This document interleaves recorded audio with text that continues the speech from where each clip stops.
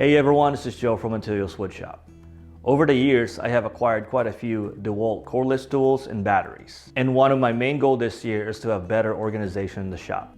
So I built a little cubby for some of the tools and batteries to free up some of the space on top of my toolbox. Let me show you. This cubby will hold my frequently used tools like my drills, my impacts, my palm router, and 8 batteries. Why Dewalt though? Simple, because it's the best. Feel free to prove me wrong in the comment section. All right, let's get started with this build.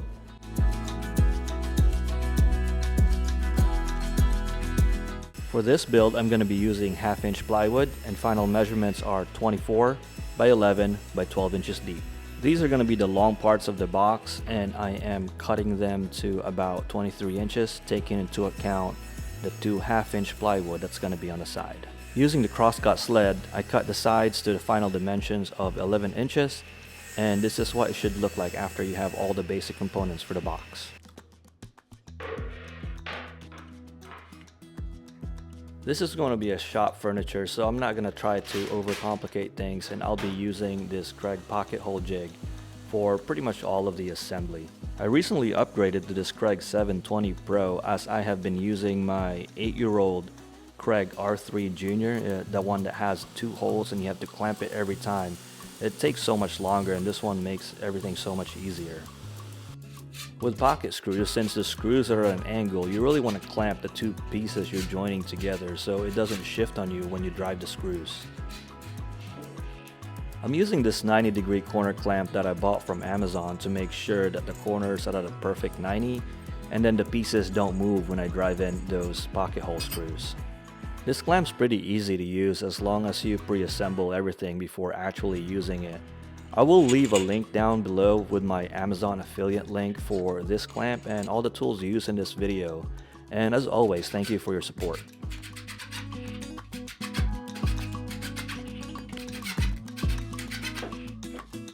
Now for the moment of truth. Let's check to make sure that the box we just made fits.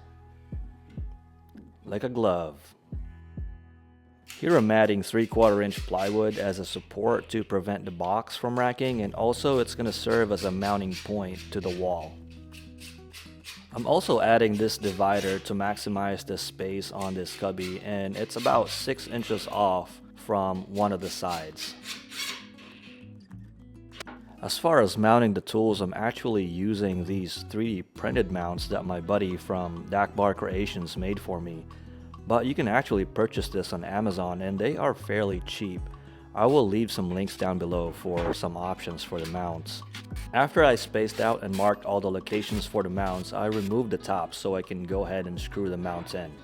In my intro, I said that I chose Dewalt because they are the best. That's simply not true. I only have Dewalt because I started with a kit about 8 years ago, and I bought this drill and impact kit that had, I believe, 4 batteries. So instead of owning more tools with different batteries, why not own the same tools that use the same batteries so you can, just interchange them? That's really the only main reason. So now it's time to install the battery holders on the bottom of this cubby, and I didn't have the correct length screws, so I have to use washers and trim the screws down a little bit so it doesn't protrude at the bottom of this cubby. It still turned out fine, and I got to use hardware I already have instead of going to the store and spending more money, which is always a plus in my book.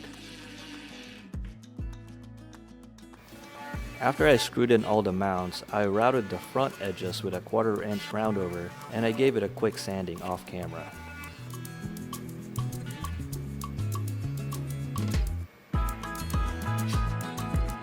To help with mounting, I screwed in this piece of 3/4 inch plywood to hold the weight of the cubby while I installed the rest of the screws.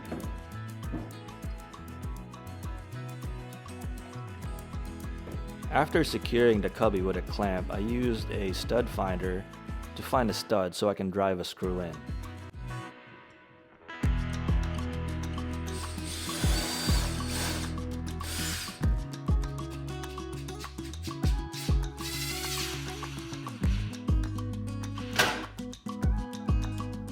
The face frame for this cabinet is made of 3/4 inch solid hardwood, so I'm using that as another mounting point. That's it for this simple build. I will probably spray paint it after this winter when it's nice and warm outside. Thanks for watching my video, and I hope you learned something new. Until next time, see ya!